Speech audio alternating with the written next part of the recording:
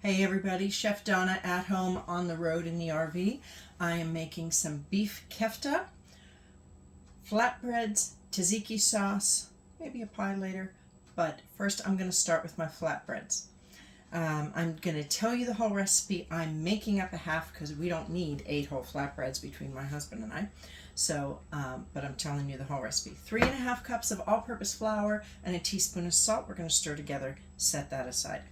In my measuring cup, I have 2/3 cup warm water and a teaspoon and a half each sugar and regular active yeast.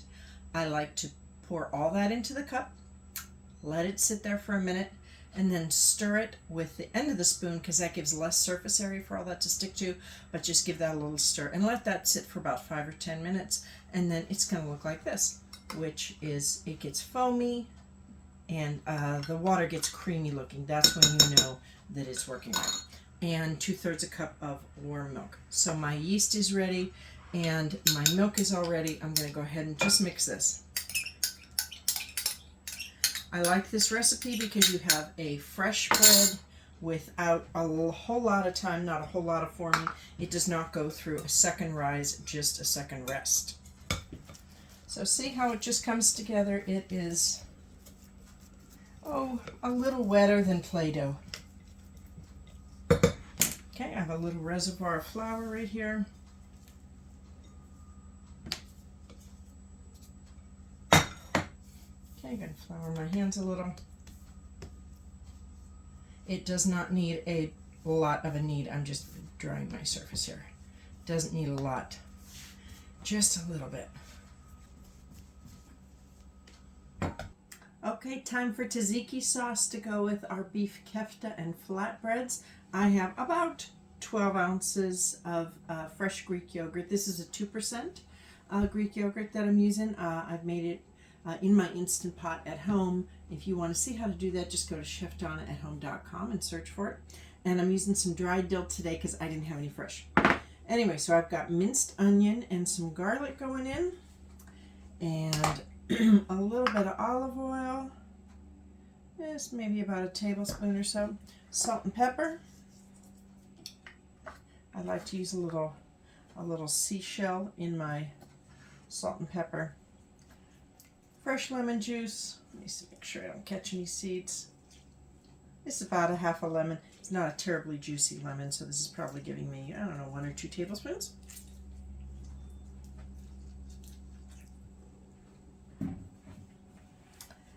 And I have grated about 1/3 of an English cucumber, a hothouse cucumber, a seedless cucumber, and it will just put it on the cheese grater, grate it up, and it'll look like this.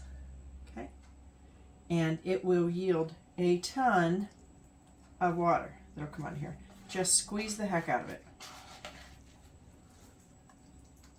You can see all that, and I've already squeezed this a lot.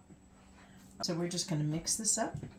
It's great if you can make this the day before, or at least a couple of hours beforehand. But you need to leave time for all these flavors to marry in here. That's it. And I'm just going to pop this in the fridge to wait a few hours for dinner. Hey, so we're back making our beef kefta. If you're unfamiliar with that, that is a spiced ground meat dish. Beef, venison is really delicious. Lamb, any type of ground red meat works really well. It's can be as hot spicy as you like, but it has a whole wealth of other spices which are really cool in there. I've measured them out. Paprika, coriander, cumin, allspice, a little cayenne, cinnamon, nutmeg, salt, and pepper. Might be missing some. Most things people have around the house. So you see this a lot on videos where people will put the spices straight in as they are and then attempt to mix it all up.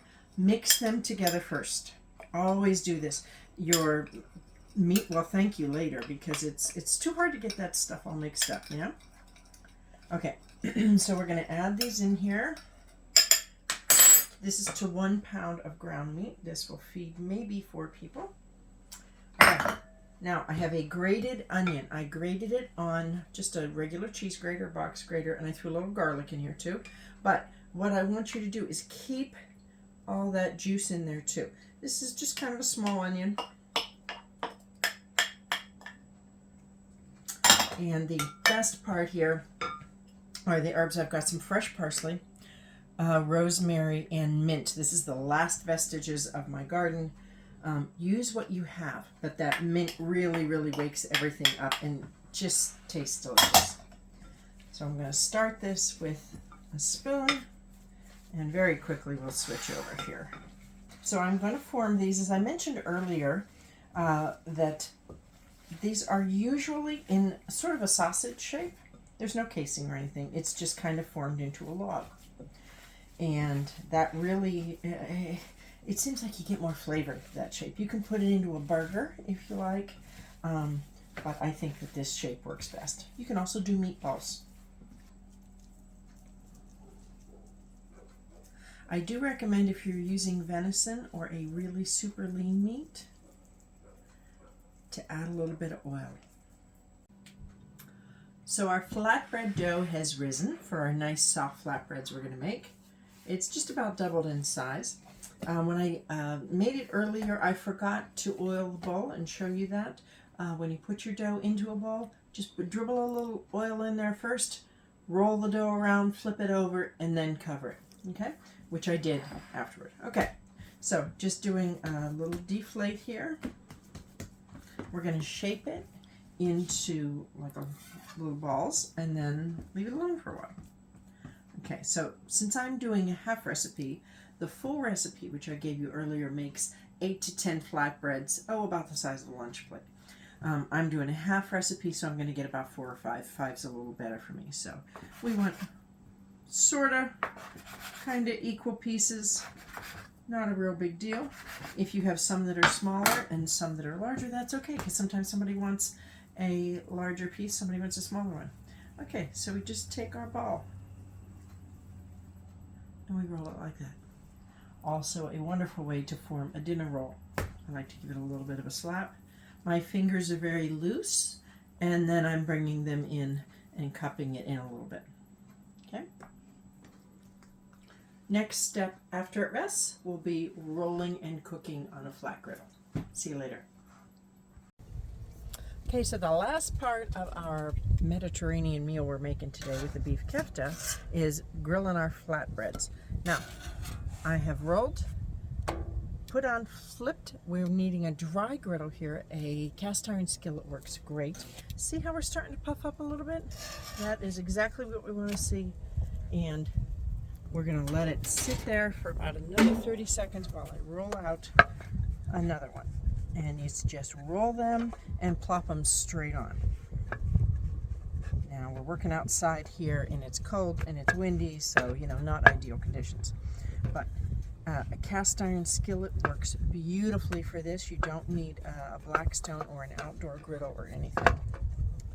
Okay, so another one going on. Like I said, dry. We're not using any lubricant on here at all.